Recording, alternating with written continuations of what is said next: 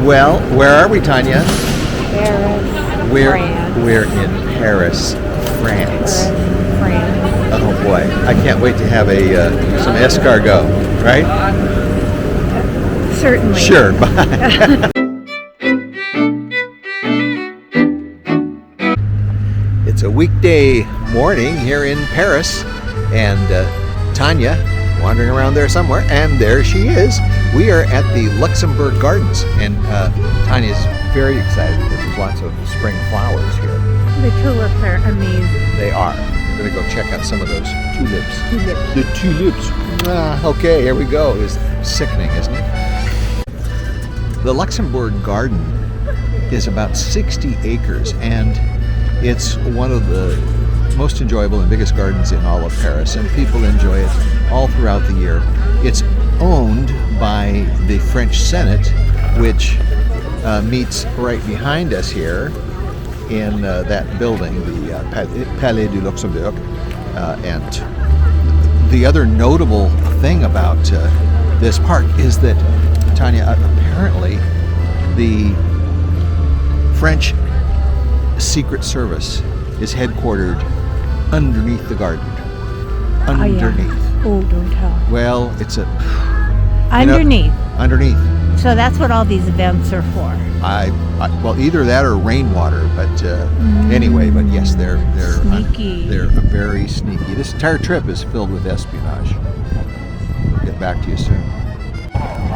The Place de Luxembourg, the garden here, is a very popular place for young people to meet and to all look at their phones, their devices. You can see that there is actually one guy. Oh, he was talking to somebody, but he's just conferring on what else it is that they're going to look at on their phone. So here's progress, and you can see the future of France right here.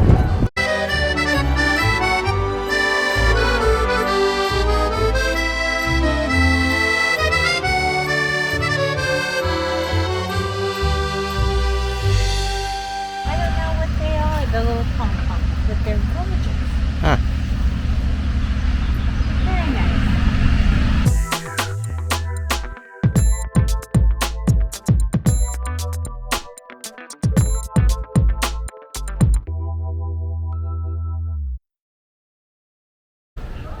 Across from the Luxembourg Gardens is another park with a number of these very interesting statues. And here is one. This, trying to get an idea exactly what's going on here. So this dude is just kind of standing there jauntily, and his girlfriend here is just gazing at him lovingly. He's sort of standoffish and kind of striking a pose, but she just can't wait to get a hold of him here. It's just let's find out more. In this one, she is still enraptured with this guy's body, and he's just kind of hanging out like he could really care less. You know, he just sort of was striking another pose, looking out into the distance, and she is just, oh, come on, look, I've got my top off now, and, you know, let's get it on. But I just, you know, he just doesn't, whoops, I'm getting carried away here. He just doesn't seem to care.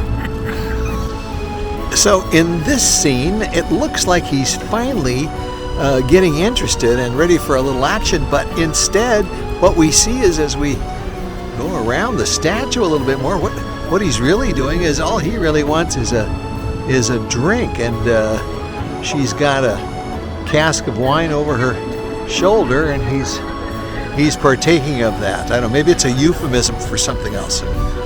We'll never know. All right, in this final episode of our saga here, she is risen victorious. It looks like she's gotten everything that she wanted from this guy, even though he was never interested, and she's just stomping all over him, and now she's going to move on to the next guy.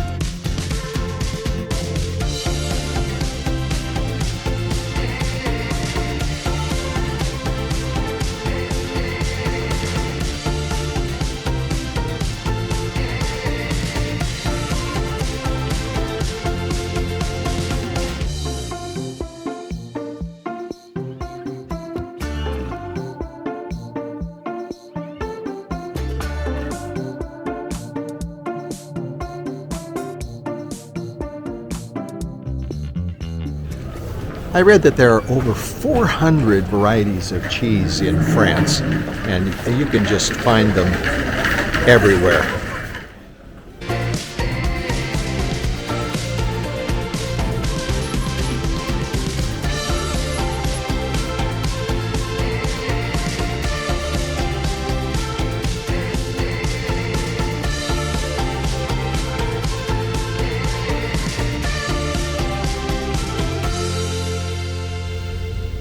Places Tanya takes me, we're here in a chapel that is, we did not expect it at all. We just were wandering through what we believed was the Museum of Medicine, and a special exhibit of medicine in World War I. Going back to the 1500s. But going back to the 1500s, some of these things. We got in free, and and now all of a sudden we're in this amazing chapel.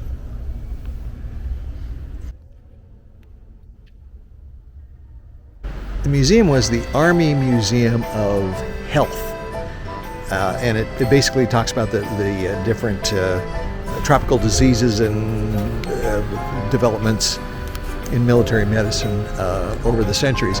The building that this museum is in was originally a monastery built in the late 1600s, then was changed into a hospital, and then eventually was a teaching hospital, and then was converted into a museum. And so that's what we saw here today.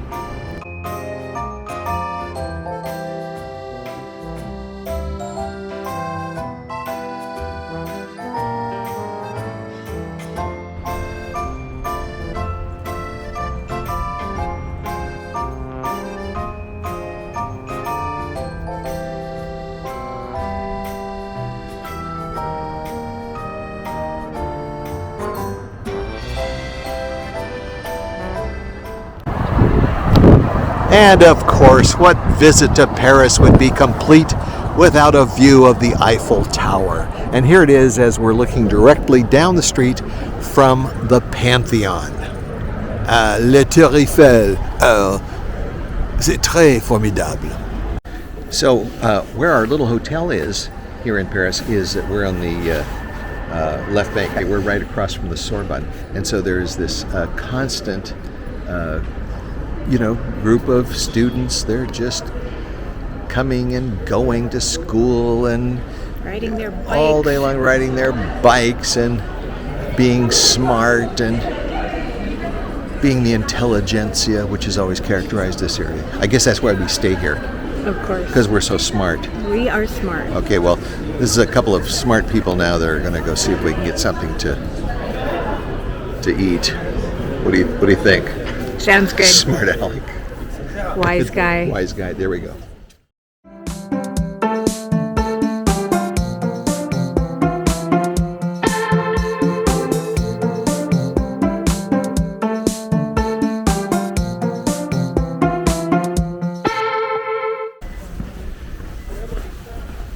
It's a morning in Paris, and we're on our way to the Orsay Museum, which is one of Tanya's favorites. And I was thinking this morning, as I was getting ready for the day, that the first time I came to Paris was 62 years ago. And I'm thinking, in those 62 years, how much has changed, how little has changed, and who has changed? Have I changed? Has Paris changed? Or are we still the same? Well, it's a not so complicated question. Of course, everyone changes in that time period. When I was first here at 12 years old, everything was very new and exciting, and I couldn't believe it. There I was at the Eiffel Tower, and I went to the Louvre to see the Mona Lisa back in the days when you could just walk right up to her. There wasn't any glass around her or crowds or anything like that.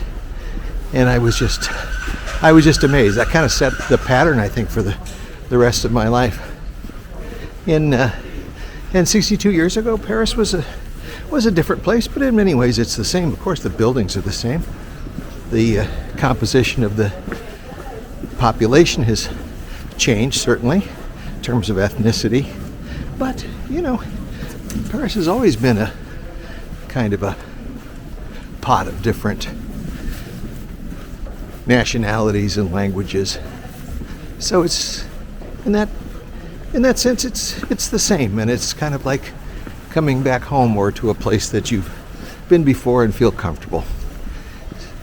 So that's our deep thought of the morning. On we go. What?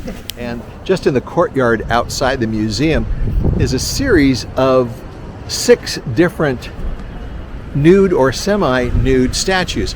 And I'm not really sure what the French obsession with breasts is, but it certainly exists, and each of these semi-clad women are to represent different parts of the world, whether it's culturally accurate or not. So, for example, here's one that says Oceania. Okay, there's maybe that could be. There's a kangaroo next to this young lady, and then here's South America.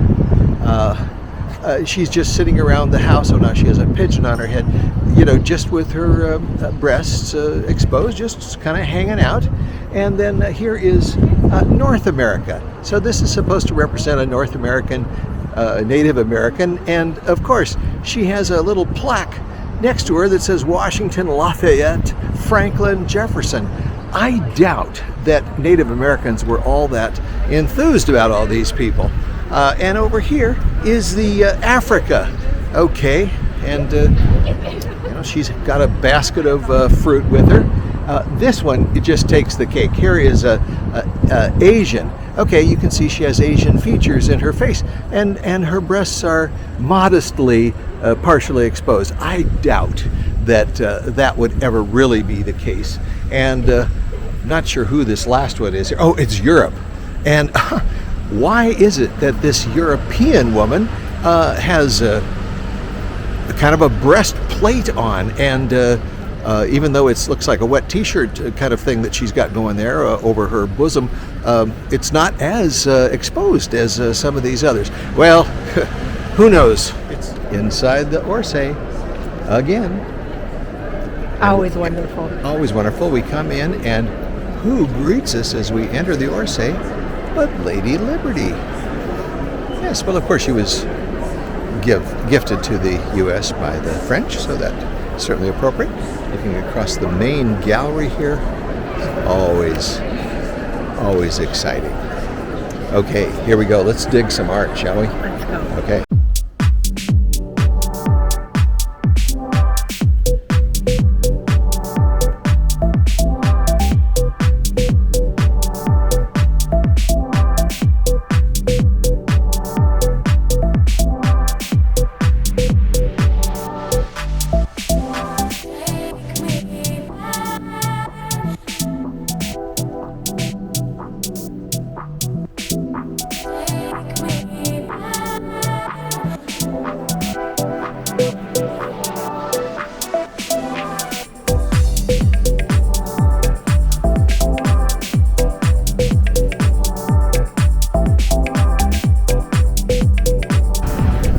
And of course, what trip to Paris would be complete without a trip to some of our favorite stores? We have Louis Vuitton right behind us. We have Dior over here. We have Patek Philippe. They're all here, and our wallets and credit cards are at the ready because you know, we just can't Turn down a bargain. Turn down a bargain. I hear there's some really great things right now at the Rolex store over there. Want to pick up a new Rolex? Oh, let's look. Yeah, I think my $49 Timex is starting to you know, get a little old, you know, and out of date, out of fashion. So I may want to go for a, you know, $15,000 Rolex. First, Yeah. Dior is calling. Oh, Dior is calling. Okay, Yeah, here we go. very Off to Dior. Today we're visiting the Pompidou Center in Paris, and we've never been here before, so we're really looking forward to it. Tanya is loving the escalator. Hello. Hello, there she is. Okay, here we go. So we always wanted to see what all the fuss was about. It's a modern art museum and very famous, but something we've never seen. But there certainly are lots of escalators, and I think we're going up to about the 5th level. Let's see how that all works out. I should mention that one of the reasons we're doing this today is that it is a very, very cold and rainy day here in Paris. And this is an indoor activity, so we're going to spend all day, yeah, as much time here as possible.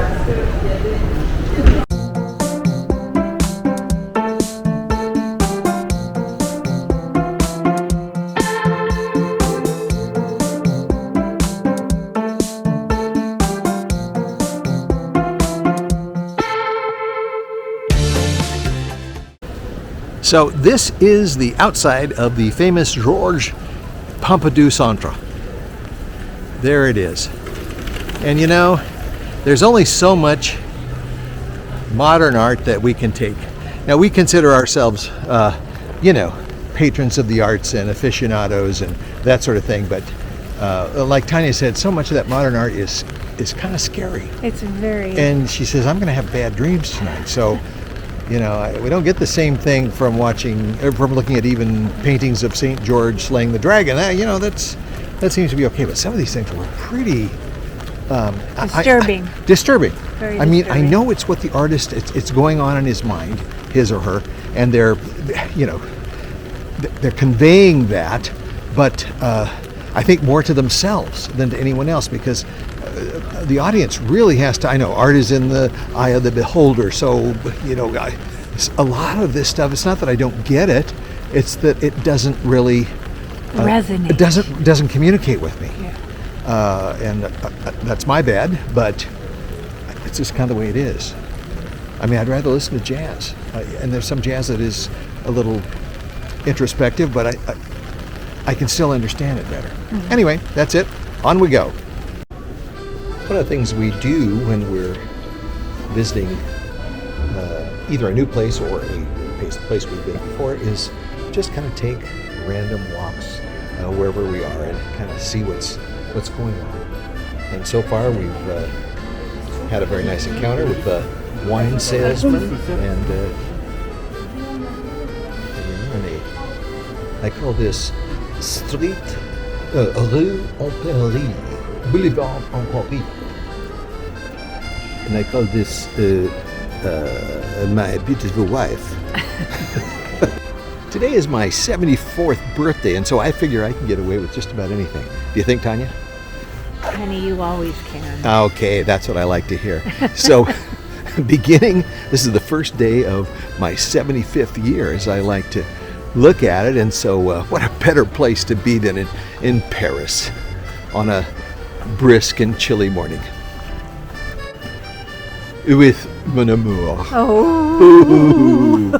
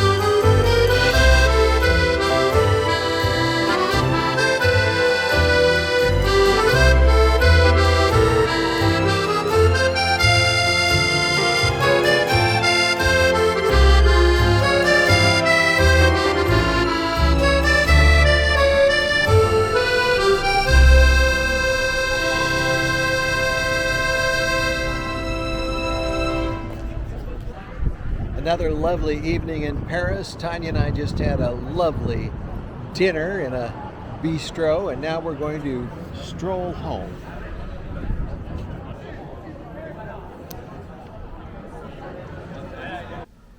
So do you want to go to the Eiffel Tower right now, or you're feeling a little lazy? I'm lazy. Really? Yes. So Oh, we can go. Let's go. after taking our nap, do you want to You want to go in the morning?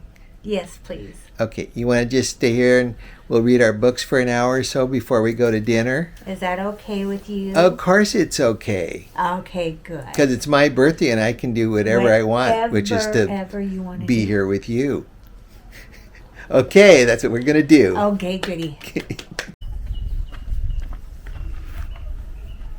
Oh, and here's a flower. I find it's a two-legged one. Whoa! I'll bet you the flower smells pretty nice. I bet you smell pretty nice. A little boucheron, maybe? Oh, of course. When in Paris, always boucheron.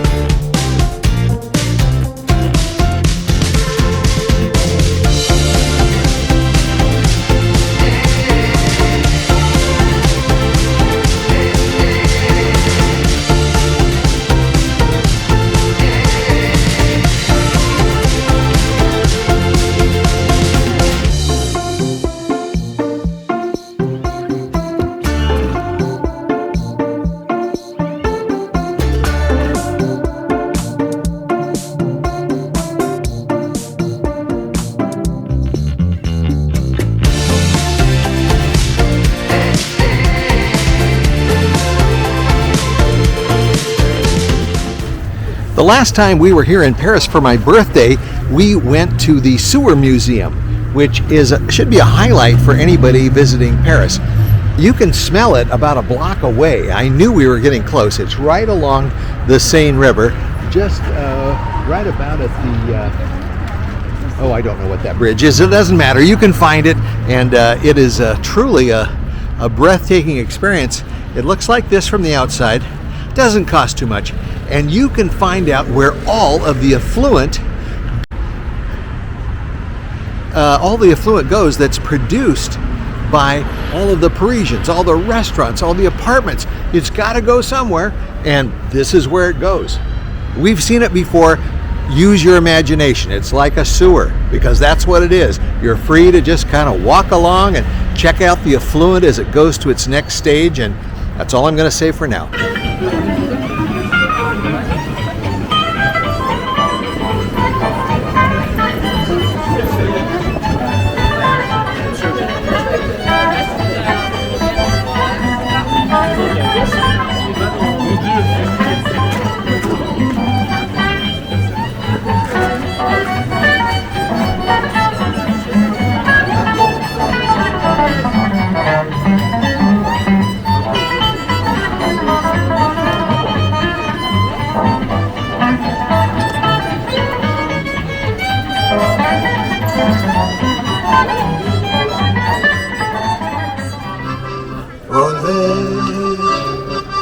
Con la frente marchata, las nieblas del tiempo blanquearen tu ser. Sentí que tú sopla la vida, que 20 años no cesan, ni en la mirada, y errante en las sombras te busco y te nombra. Viví con el alma aferrada, un dulce recuerdo que lloro otra vez.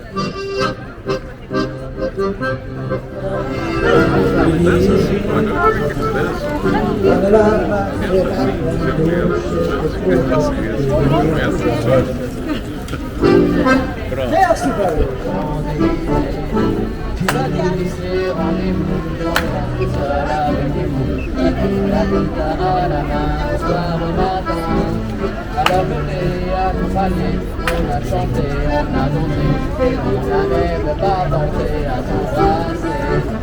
Oh, Champs-Élysées, balin, balin.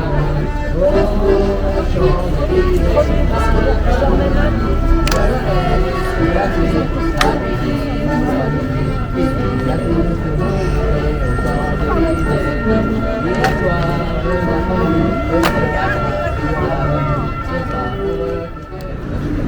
What to do when you just can't make a choice between a white or a red? Well, you order both, of course. We are currently on the RER non-stop to Charles de Gaulle Airport. This is a much better arrangement than it used to be when we were here even 5 years ago, where you had to get a separate ticket. You still have to get a separate ticket on the train to the airport, but you go through the turnstiles just like any other metro stop, so you don't have to worry that you've taken the wrong train, and it's an express all the way from a number of different metro stops. Here we are. There's the lovely Tanya. Very excited, although it's very sad to be leaving Paris. As you can see, Tanya is totally despondent. She may have to have a glass of champagne at the airport to make herself feel better.